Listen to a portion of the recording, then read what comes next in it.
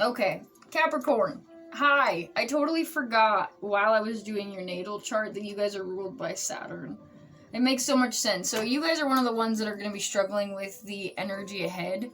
I'm not 100% certain on if every Capricorn, I mean, 100, no, I'm not 100% certain because you can't, not every Capricorn in the world has the same chart. But for those of you that have a lot of ruled by Saturn energy, very heavy earth energy, might get stuck easier than others. I do feel like it's going to come with a sense of materialistic, something very materialistic is going to, and my candle's going crazy with you guys. Something with material world. I don't know if you guys are in stocks or I don't know what, but something of a loss I feel the material world is going to be forcing you to reevaluate something. Oh, or I just gave you the whole meltdown already before we did cards. But yeah, that's what I feel. That's what I feel when I just read your card. That was my first thought. Alright. Okay, now they're ready. Okay, show me for Capricorn. What does Capricorn can expect? Ooh. Definitely a stuck energy. 100% stuck. I don't know if this is camel energy. I don't know if you know about camels, but they're pretty lazy beings. Not only that, but when they're out of balance, they can be very irritable. They can be feisty. They can be cutthroat. They can be aggressive. They can kill a person easily. Camels can be very aggressive animals. I have a friend that worked with one, a few of them anyway, and I work with horses, so a horse can kill you too. But there was a few that were a little crazy, so out of balance, they are not necessarily sweet animals. And I feel like this is an energy ahead, so you could be in this energy right now, or you could be dealing with this ahead, but let's just take a look. Show me for Capricorn, please. Nope, I saw that one. That's coming out. Okay, the next one out is Cobra. Cobra here has to do with a few different things. When I see this one, I'm also an intuitive reader, so when I see this right now, it looks like something is directly headed towards you. And that could be currently, or that could be in the situation ahead. But right now, and it's in reverse, so it's not headed at you for good reasoning.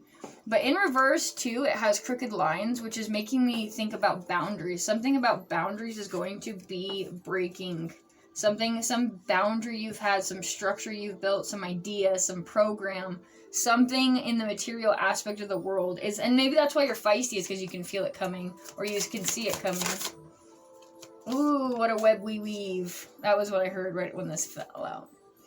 This is the card of sowing your seeds. I don't know what you did, Capricorn, or I don't know what situation you're in with money, where you got yourself in quite a pickle.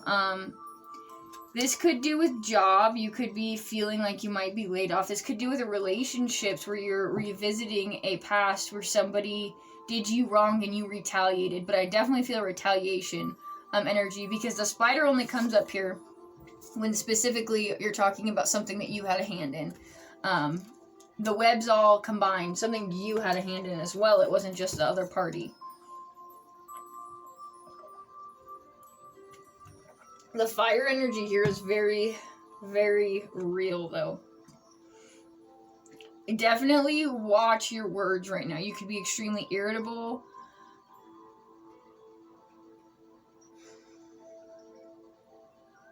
You could be with an air sign, or you were with an air sign. I got that. If you're with an air sign, they're going to fuel you. And that's going to be you at some point. The Cobra will be you at some point towards them. And you might regret what you have to say towards them. You might regret what you already said towards them. This could be a past. This could be current. This could be the future. If it hasn't hit already, it will. This could not be for all of you, but it's Capricorn. I've done you guys a few times. Done your reading a few times. And it's very specific on something to do with structure and the way that reprogramming is. It's very specific on something to do with material that has to do with you tied up in it. Thank you. That was what I was trying to spit out. Okay. Alright. It looks to me like you're gonna have to let go of the situation at some point if you cannot fix it. But that was just me looking and creeping at the bottom. Yeah, you're gonna have to find your way out of it. I don't know what you did. It definitely feels like you did something or somebody else did something to you. Vice versa, vice versa. Change it as you need. Okay. Show me advice. Woo! As I say that, surrender now. The moth spirit. This means that you are replaying a situation over and over again and not surrendering to the outcome of it. This to me feels like it was definitely past. It's very material though, because maybe they're showing up again. Maybe the situation's coming to a head again. Maybe you're at the tail end of something. But surrender now is out specifically. By surrendering to it, you will be allowing yourself to open up to new energies. Oh man, you are so rigid on this idea. Love is all around. That's your advice. So basically it's telling you that you need to open up to the possibilities of opening your heart to the situation, because that's the only way you're going to be able to actually surrender to it, is by opening up your heart to the idea of it. If you hear dogs, they're on the other side of the wall, and that's what they are. So if you're rumbling, that's them. So you need to remember, pull it back in. You need to remember that by surrendering to this, you're not letting it go. You're letting the gunk go. You're letting the poison go. You're letting the overall effect on your life, body, and wellness go. You're not letting it go just to be free or forgive, or if they need to forgive you, or you're letting the poison go out of your body, quite literally, energetically as well. And woo, guys. There we go. Those are great. Yes. These are great. Okay. I'm so happy to see these. Okay. Yes. Okay, right out the bat, we got Upper World. Upper World is confirmation of what I just said, which is, yes, they are asking you to call on your highest good, to call on, I know it sounds cheesy, but to call on the best parts of you, the parts that are to be exemplified. That's the word, maybe that's the word I'm looking for. To be amplified. That's the word I'm looking for. Sorry guys, they keep speaking a million languages to me. The upper world needs to be amplified at this time. So you need to call on your highest energy to guide you right now, because it's very specific that you're going to need help to go to this. The Holy Mountain talks about a treacherous trail up, and that looks to me, because it's upright, that you've already been through it. You've already gone through this treacherous trail, and I don't know if it was in this relationship or in this business venture or what it was, but you've already gone to it, and you're once you finish it, surrender to the consequences that you've done or somebody else has done to you. Once you submit to it and relax about it and realize you can let it go, time masters here, which means that and it's upright, which means that the time will be, the time, you've endured the time. So we have here, let me break the energies down. So to me, if I were to quote you on a 1 through 10 about how close you are done with this journey, I would do like an 8, because that seems like an average. But right after you go to that 10 and it cycles over the lesson, the journey, the web you weaved has broken and you're starting a new one, your energy goes into a specific 1, which means that you're restarting a new surge, a new chapter, and that's specifically what this full moon is focusing on, which is awesome. That's great news. That's exactly what you want to see. I'm going to give you one advice, because I've been doing it for everybody.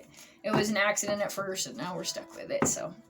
And I'm not partial on specific word cards, but I do like what these trigger with my intuition. When I see them, I'm like, oh yeah. So let's get her done. Okay, for Capricorn, please show me for Capricorn. I'm not taking those. 1 for Capricorn. Shuffle. They don't want me to shuffle. Okay, Capricorn, please.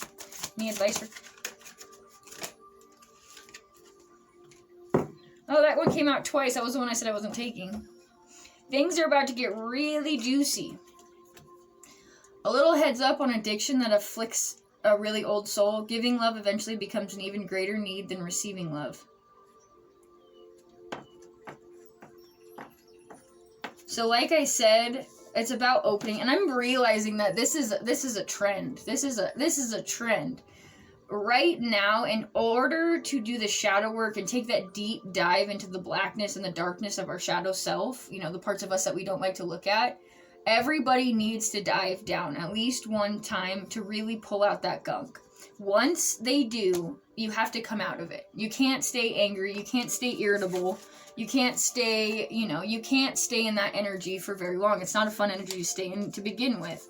But once you come out of it, you really, everybody needs to open their heart to the possibilities that there is going to be a better number one, new journey.